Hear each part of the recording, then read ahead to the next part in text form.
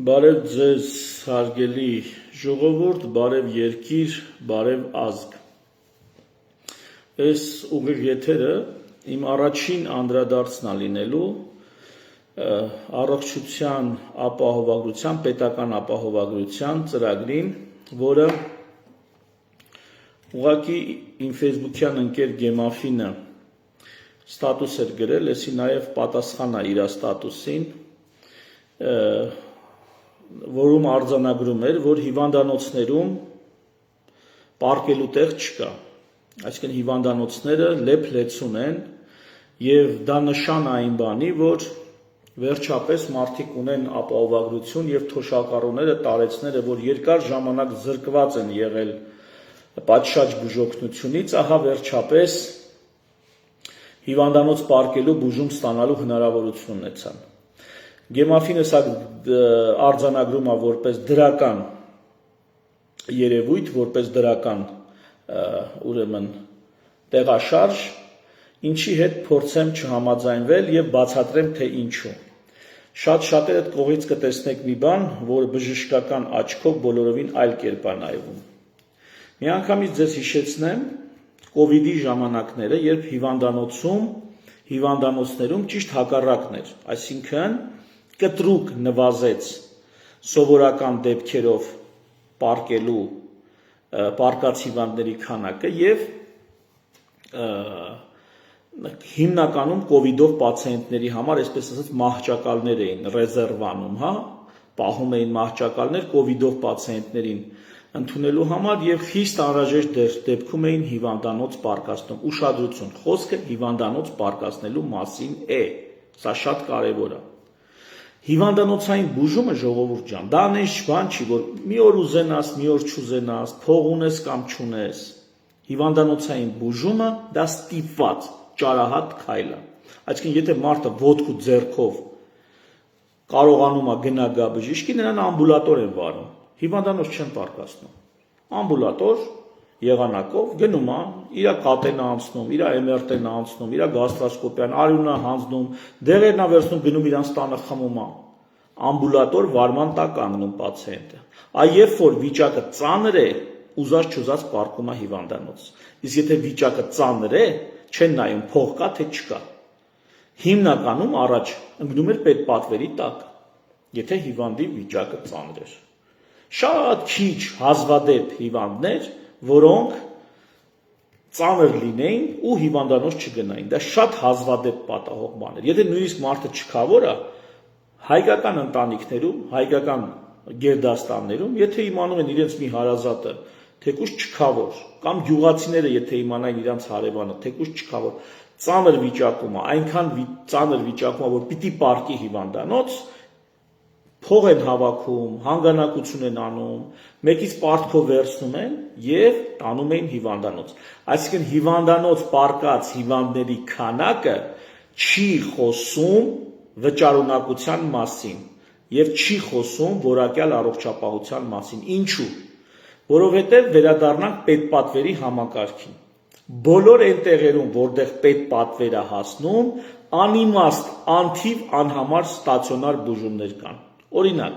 շաքարային դիաբետով պացիենտ է, որը կարա այցելի էնդոկրինոլոգին, ամբուլատոր ստուգումներն անցնի, ամբուլատոր բուժումը ստանա, գնա իրենց տուն շարունակի բուժվել։ Բայց շաքարային դիաբետով պացիենտներին, օրինակ, եթե ունեին հաշմանդամության կարգ, ոնց էլ չլինի, տարին մի անգամ ասում են, արի մի հատ պարկացնենք, մի հատ սիստեմաներ անենք, մի հատ բուժենք։ Նույնը խոցային հիվանդություն, գաստրիտ, գաստրոենտերոլոգիկան շատ դեպքեր, յարդի ցիրոզ կոմպենսացված վիճակում, աղիքային խոցային կոլիտի կամ կրոնի հիվանդության սրացում, թեթև կամ միջին ծանրության դեպքերում, այս բոլորին հնարավոր է ամբուլատոր վարել, առանց հիվանդանոց պարկացնելու։ Բայց եթե մարդիկ ունեին հաշմանդամության կարգ, այսինքն ձրի էր, այսպես ասած, իրականում ձրի չէր, Մանասյան Հայկի վճարած հարկերով, Պողոսյան Պողոսի վճարած հարկերով, Արման Նավասարդյանի վճարած հարկերով, այդ հարկերն են դա ձրի չի։ Ահա երբ որ այսպես ճակերտավոր ասած ձրի էր, ինչ էին, ասում են դեռ մի հատ պարկացնենք, փողը քաշում էին հիվանդանոցից, պետությունից, բյուջեից, փողը հիվանդանոցները քաշում են, իբր թե գործ են անում։ Այսինքն մենք միշտ ունեցել ենք մեծ խնդրեմ,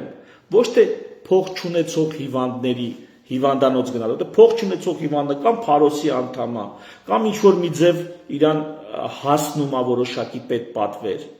Փող չունեցող հիվանդը հիվանդանոցի խնդիր հազվադեպ է եղել, որ չի կարացել պարկի։ Ավելին, եթե նույնիսկ փող չի ունեցել, ենթադրենք ստենտավորվի, նրան գոնե պետպատվերով պարկացրել են։ Այսինքն հակառակ process-ը կա եւ միշտ ունեցել ենք հակառակ, որ անիմաստ մարդկանց պարկացնում են հիվանդանոց, անիմաստ եւ մեծ փողեր են քաշում բյուջեից։ Հիմա դրա համար պարարտ հող է ստեղծվել։ Հիմա արդեն այդ սիստեմաների համար, մի հատ կազդուրիչ բուժելու համար, մի հատ օրգանիզմը մաքրելու համար, ասենց անիմաստ բաների համար անթիվ անհամար պացիենտների կպարկացնեն ստացիոնար, այդ առողջապահական ֆոնդից փողը կքաշեն ու էլի ով է վճարելու աշխատող ՀՀ քաղաքացին, հարկ վճարող, ուղղակի հարկ վճարող ՀՀ քաղաքացին։ Ու այդ քաղաքացիների հաշվին հիմա լավություն են անում մարդկանց, ովքեր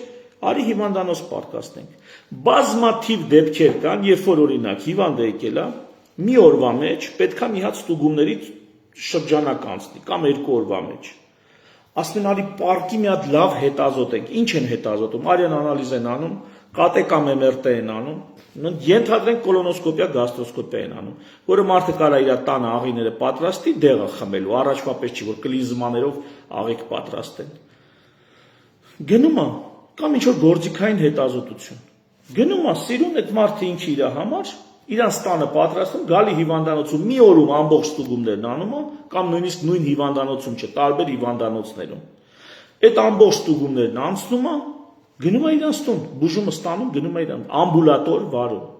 Այդ նախկինում բազմաթիվ դեպքեր կային, որ ասում են արի մի հատ պարկացնենք, լավ հետազոտենք, որ նայում էր պարկացրել ինչ են հետազոտել, տեսնում էր, որ նույն բաները ինչ որ կարելի էր անել ամբուլատոր։ Պարզապես ամբուլատոր դա մարդու վրա կարող արժանալ ենթադրենք 100,000 դրամ, պարկացնելու դեպքում պետությունից քաշում էին 250,000 դրամ։ Այն 150,000-ի տարբերությունը գնում է մեր գրպանից, հարկատուների գրպանից, աշխատող մարդկանց գրպանից։ Բայց հասկացաք գեմաֆին ինչն է ստեղ խնդիրը։ Դա որակի ցուցանիշ չի, դա անորակության ցուցանիշ է։ Հիմա նորից վերադառնամ կոവിഡ്ի դեպքերին։ Կոവിഡ്ի ժամանակ այ կտրուկ պակասեց այդ անիմաստ ստացիոնարների քանակը եւ հանկարծ պարզվեց, որ մեր հիվանդանոցներում բազմաթիվ ռեզերվի համար մահճակալներ կան։ Այսինքն պարզվեց, որ մեր հիվանդանոցներում կոവിഡ്ի տարիներին մեր հիվանդանոցներում շատ-շատերին հենց այնպես պարկացնում են կամ ավել օր են պարկացնում, այսինքն ցուցված է ստացիոնար, բայց 3 օրվա բուժումը հերիք է։ Պարվում պարկացնում են 7 օր։ Կամ ցուցված է ցերեկային ստացիոնար, այսինքն գնա, ենթադրենք ներերակային կաթիլային բուժումը ստանա սիստեմայի ձևով, վեր կենա գնա իրանց տուն, գիշերը իրանց տանը քնի։ Սա բոլորովին ուրիշ ծախս է։ Մի խոսքով հիմա մենք ունենք ձևի այսպես կոչված մի հատ ֆոնդ, որտեղ էս առողջապահական անորակությունը իրեն առանձնակի լավ է զգալու, առանձնակի ծաղկելու է։ Իսկ ինչու է ասենց, որտեղ դու չունես կարգի բերած նորմալ ամբուլատոր բժշկություն,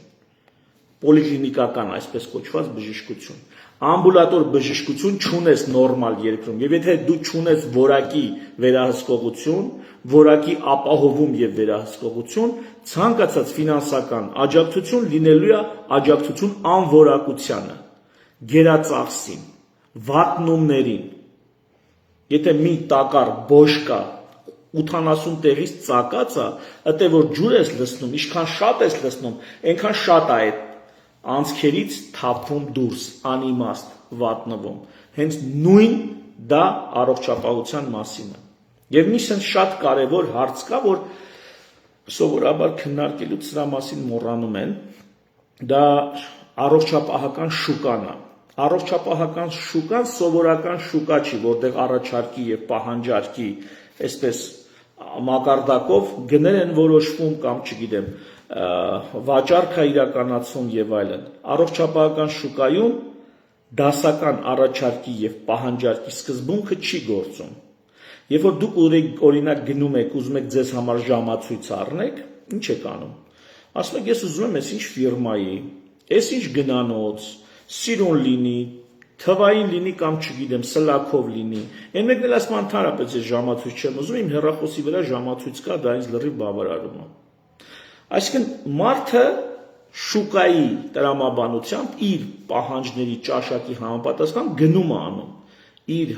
պահանջների համապատասխան, այսպես պահանջարկ է ստեղծում։ Առաջարկ անողներ, տարբեր առաջարկ անողներ իրենց ապրանքը ծախում են։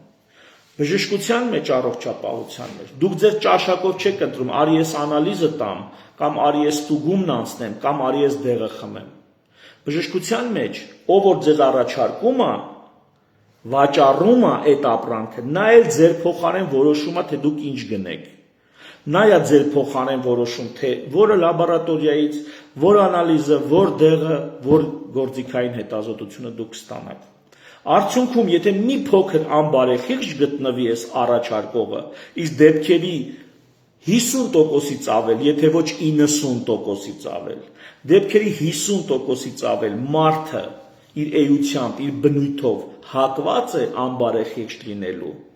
ապա ստացվում է ինչ։ Ստացվում է, որ ձեզ համար արհեստական առաջարկ է ստեղծվում։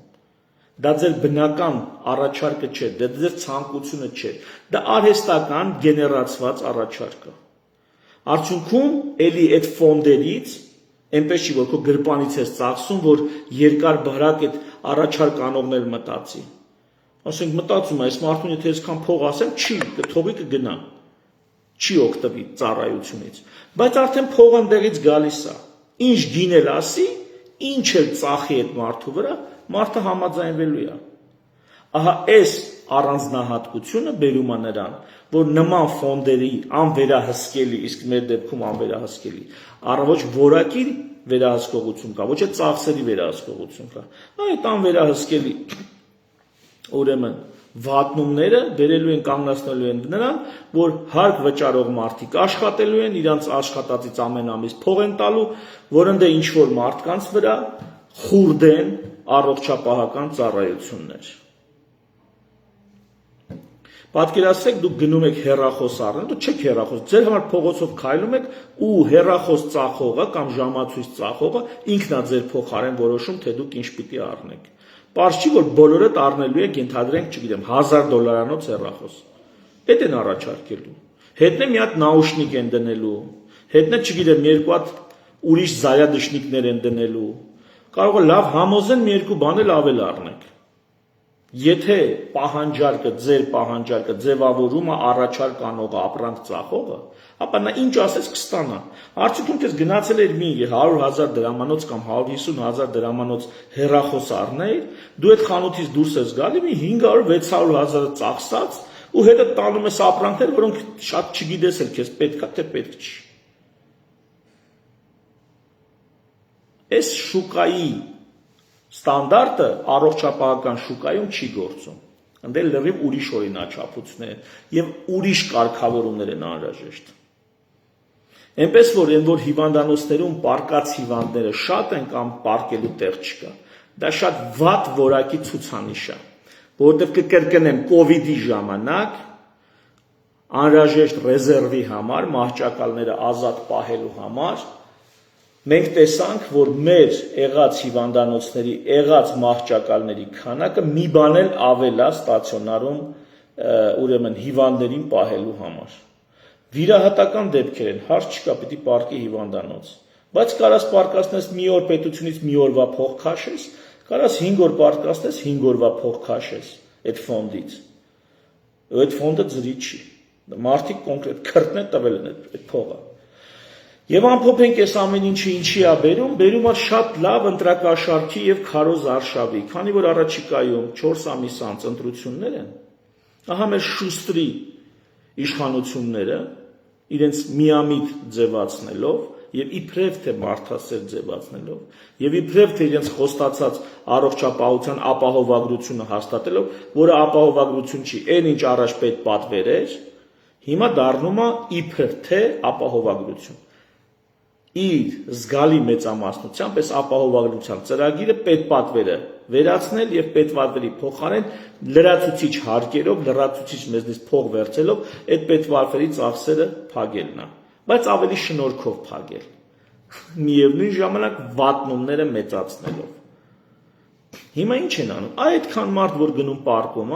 այդքան տատիներ եւ պապիներ։ Այ նրանք գիտեք ինչքան են Նիկոլից շնորհակալ։ Նրանք շնորհակալ չեն Մանասյան Հայկից, ում աշխատածից փող է գնում այդ ֆոնդին։ Նրանք Անահիտ Ավագյանից, Մարգո Մանասյանից, Նելի Մարգարյանից, Նարեկ Վարդանյանից, նրանցից չեն գող, նրանք Նիկոլից են գող։ Թեև Նարեկ Վարդանյանը, Նելի Մարգարյանը եւ Անահիտ Ավագյանն են իրենց աշխատածից փող տալիս, որ այդ ֆոնդում առողջության ապահովագրություն լինի, այսպես կոչված։ Ահա եւ սա էլ ձեզ քարոզարշավ եւ ընտրակաշարք անուղակի տատիներին եւ պապիներին։ Նույնը վերաբերում է ասֆալտով հիացող մեր քաղաքացիներին։ Էլի տատիներ ու պապիներ, ովքեր ասում են, ինչ լավ ասֆալտ է, ում հաշվին անգեր այդ ասֆալտը։ Ում հաշվին է դա։ Դու հասկանում ես, որ դու շնորհակալ պետք է լինես այն աշխատող բժշկին, ոչ թե կոմենտներում ավել պակաս գրեք գրփում, չրփում, թալանում եք։ Դու պետք է բժշկին շնորհակալ լինես, որ աշխատում հարկ է մուծում ու դու գնում ես այդ ասֆալտի վրայով քայլում ես, որ իմ վճարած հարկերի շնորհիվ է։ Այդ ամբողջ ծախսերը, որ արվում է, դրանք վատնումներին զուգահեռ մեր աշխատածի վատնումն են, որոնց մի մասը դառնում է ասֆալտ կամ ռեմոնտ արած դպրոց, բայց դա չի դառնում կրթություն, իհարկե։ Դա դառնում է ռեմոնտ արած գունավոր պատերով դպրոց։ Դա էլ մի հատ ուրիշ խոսակցություն է։ Երկրում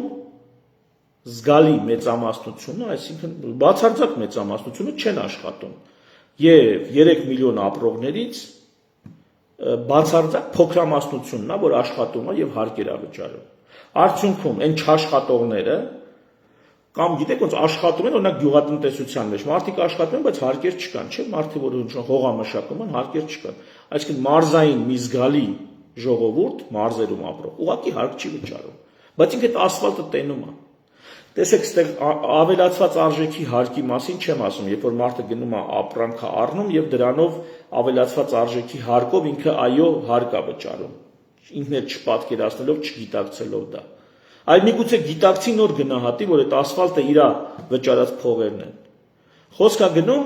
ուղիղ աշխատավարձից վճարված հարկերի մասին, որ աշխատող մարդիկ բացարձակ փոքրամասնությունը երկրում վճարում են։ Եվ բացարձակ մեծամասնությունը ուղիղ աշխատավարձից հարկեր չվճարելով, ուղղակի ասում են, ինչ լավ են անում։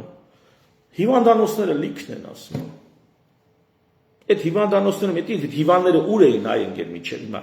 պարկելու հիվանդները, ծանր հիվանդները։ Այդ հիվանդների մի զգալի մասին, եթե բան ունեք, պաշտոնապես հայտարարում եք, գնանք թերապևտիկ բաժինները հատկապես։ Եկեք գնանք թերապևտիկ բաժանմունքներ, ինչքան հիվանդի միջից քանի տոկոսին ես ուղղակի զրուցելով, թղթերը նայելով կասեմ, որ ինքը չպետք է պարկեր հիվանդանոց, ինքը պետք է ամբուլատոր բուժվեր։ Ամբուլատոր։ Հասկացաք։ Մանկաբուժության մեջ ա եղել այդպիսի խնդիրներ տարիներ առաջ, երբ որ որոշակի առաջարկների եւ ռեֆորմների արդյունքում բերեցին բավականաչափ կրճատեցին պետությունից այդ քաշվող փողը, բյուջեից քաշվող փողը, որ հիվանդանոցները ուղղակի քաշում էին իրանց եկամուտները, իրենց համար գերշահույթ ապահովելու համար։ Եվ հիմա մենք կանգնել ենք այդ նույն բանի առաջ։ Մենք կվճարենք կաթիլ, կոպեկի կտանք կգնա, այդ խոշոր կենտրոնները ինչ ա եղել իրանց։ Կվերցեն 1 օրվա փոխարեն 5 օր կպարկասնեն, ամբուլատոր բուժելու փոխարեն կպարկասնեն։ Ինչ պետքա կանեն։ Մի անալիզի փոխարեն 5 անալիզ կանեն։ Ո՞վ է կոնտրոլանում, ո՞վ է տերը, ո՞վ է վերահսկում։ Ոչ ոք։ Դրա տենց մի հատ շատ ուժեղ օրինակ ամերիկյան բժշկությունն է։ Բարև են տալի, այնքան անալիզ են տալի, Ամերիկայից բավականաչափ տվյալներ գալիս է էլի։ Նայում ես այնքան անալիզ արած, այնքան բան ասում ես, այսքան ինչի մարա ստուգի այ մարդ։ Ստուգում են։ Մեջը փող կա, ստուգում են։ Ովքեր առաջարկ են անում, իրանք էլ ձևավորում են պահանջարկ։ Բախի չստուգեմ որ փողին մունատ, փող են աշխատում, ինչի չստուգեմ։ Ես չեմ ասում մի աշխատեք, հալալ է ձեզ, աշխատեք այնգեր։ Բայց եթե քո բարեխղճությանն է այդ մարդու ծախսերը կամ ինչ որ ֆոնդի ծախսերը, եթե քո բարեխղճությանն է, ապա այս դեպքում պետք է մեխանիզմներ լինեն, որովհետև անբարեխղճությունը միշտ էլ մեր իրականությունում տեղ ունի, մարդ ենք մահկանացու։ Ոչ ոք սուրբ չի, ոչ ոք հրեշտակ չի։ Այնպես որ Գեմաֆին ջան, այս վիդեոն ես քեզ կուղարկեմ, շնորհակալ եմ այդ անդրադարձի համար, հուսամ էսի քեզ պատասխան կլինի, որ այ անվորակությունը տենց է լինում, երբ որ ձրի է դառնում, ով ինչքան կարա ծախսում է տեղից, առանց որակի վերահսկողության, առանց ծախսերի հիմնավորման, բժիշկներին էլ դա ձեռ է տալու, չի լինելու Մանասյան Հայկի պես մեկը, որ վեր կենա ասի, բայց էսի իզուր ես նշանակե, էսի իզուր ես ծախսե, չի լինելու, ավելի լավ, բայց տուն են պահում մարդիկ, ինչի չծախսեն որ, բա, թերևս այսքանը շնորհակալություն ուշադրության համար, միշտ նոր հանդիպում առաջիկայում, շուտով էլի կհանդիպենք, ցտեսություն, մի րոպե կներեք